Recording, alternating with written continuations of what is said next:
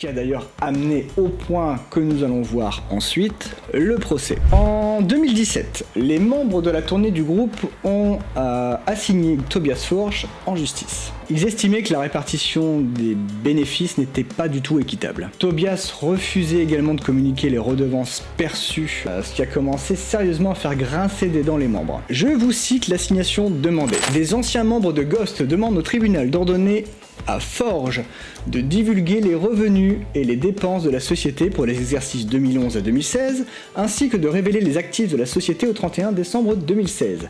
S'il n'agit pas comme ordonné, ils sont demandants au tribunal de forcer Forge à payer une amende de 200 000 couronnes, environ 22 000 $, ou un montant que le tribunal considère comme raisonnable. Ça chauffe un peu là quand même, on sent qu'ils sont pas contents. Alors, selon le procès, Ghost a été formé en 2010, et Tobias, par l'intermédiaire de sa société, a collecté tous les revenus de la vente pour le merchandising et les enregistrements musicaux du groupe. Le leader de Ghost a à aucun moment fourni les états financiers du groupe, selon le procès, et a plutôt insisté sur le fait que l'entreprise n'était pas encore rentable. C'est peut-être de la mettre un petit peu à l'envers.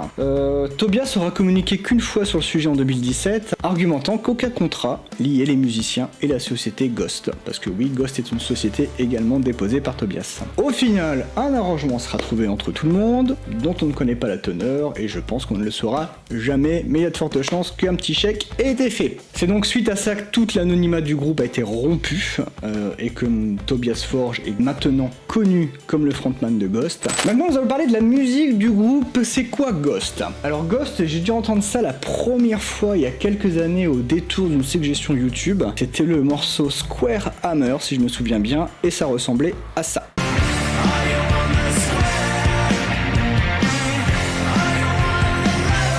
Eh ben, j'ai pris ma claque. Entre l'esthétique du clip et la qualité du morceau, j'ai voulu en savoir plus. J'aime bien la vibe années 80-90 du morceau et le côté pop rock, hard rock en fond. Alors la musique de Ghost, elle a pas mal évolué avec le temps. Les deux premiers albums, à savoir Opus Eponymous et Infestissumam, ont des touches très sombres et s'orientent vers le dark metal, avec énormément de connotations religieuses. Des orgues, des chœurs d'église, des riffs assez gras, dissonants, et une ambiance vraiment satanique. Alors, on trouve quand même certains titres qui sortent du lot et qui sont un peu plus heavy metal, voire pop rock, comme par exemple Ritual ou Elizabeth. J'adore ce morceau, Elizabeth. Sur Infestissumam, on a un morceau qui s'appelle Gigolo Armageddon, ou encore Body and Blood, qui se démarquent vraiment aussi par leur côté pop.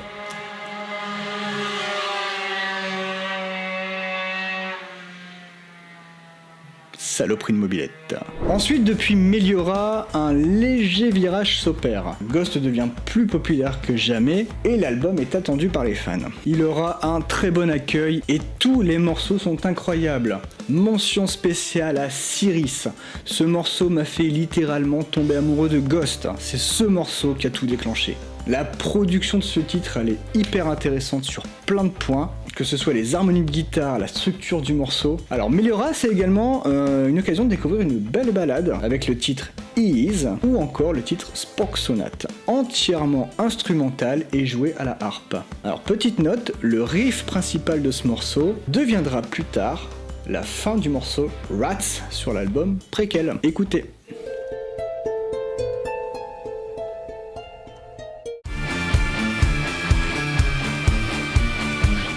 Alors justement, parlons-en de Prequel, sorti en juin 2018, l'album qui va commencer à diviser les fans de Ghost, surtout les fans de la première heure. Là, le virage heavy metal, pop rock, on y va, hein, ça tourne, mais bien comme il faut.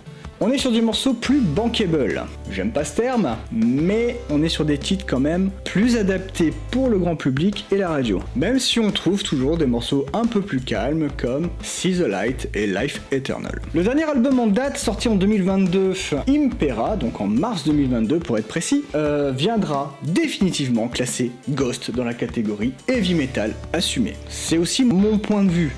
Mais d'après ce que j'ai pu lire, c'est le point de vue de pas mal de personnes quand même. Et en plus, c'est un succès critique et commercial, avec des tournées à guichets fermés à travers le monde. Rien que le premier morceau de l'album, Kaiserian, met tout de suite dans le thème avec un tapping frénétique et des riffs hyper entêtants. Le truc limite On dirait presque l'opening d'un animé bien nerveux. Pour moi, cet album, c'est vraiment le summum de ce que peut faire Ghost depuis des années. Se diversifier progressivement, tout en conservant sa petite touche artistique propre à Ghost, et son univers cohérent et travaillé. Le changement de papa à chaque nouvelle ère, c'est-à-dire chaque nouvel album, c'est très malin, parce que ça permet de changer de style musical en le justifiant avec le background du groupe. Ils sont pas bêtes ces Suédois. Donc là, j'ai fait une petite note de dernière minute, parce que quand j'écrivais cette vidéo au début, c'était pas encore diffusé. Ghost va sortir un nouvel EP, Phantomime, donc ça contiendra 5 titres, uniquement des covers. Donc on retrouvera dans ces covers See No Evil de Television, Jesus He Knows Me de Genesis qui est déjà sorti, et ce morceau est un banger incroyable. D'ailleurs, je l'ai repris en chant, si tu veux aller voir, c'est là, ou quelque part, je le mettrai. Hanging Around des Stranglers, Phantom of the Opera de Iron Maiden, We Don't Need Another Hero de Tina Turner.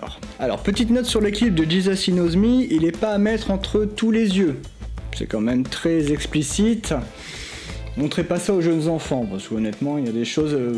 Hein, bon, bref, je vous laisse regarder en tant qu'adulte. On va terminer par la dernière section, c'est à voir mon top 10 de Ghost.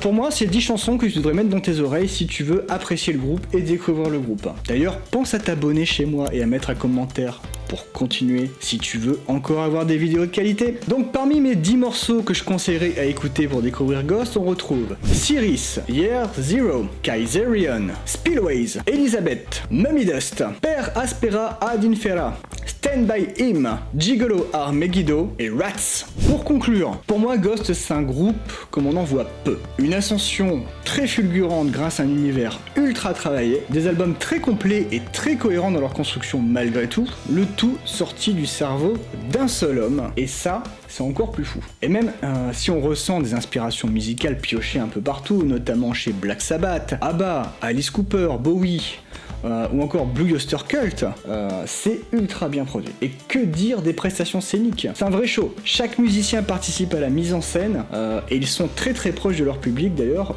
Tobias Forge est très très drôle sur scène. Donc je veux encore une fois remercier le site The Band Ghost, qui m'a permis de trouver un tas d'informations, de comprendre bien comme il faut le background de Ghost ainsi que les papas, les ghouls, etc. Je vous invite vraiment à le consulter, c'est une mine d'informations incroyable sur le groupe, c'est en anglais, mais honnêtement, c'est compréhensible. Maintenant que t'en sais plus sur Ghost, n'hésite pas à partager ton savoir avec cette vidéo, et je te donne rendez-vous pour le prochain numéro. Ciao!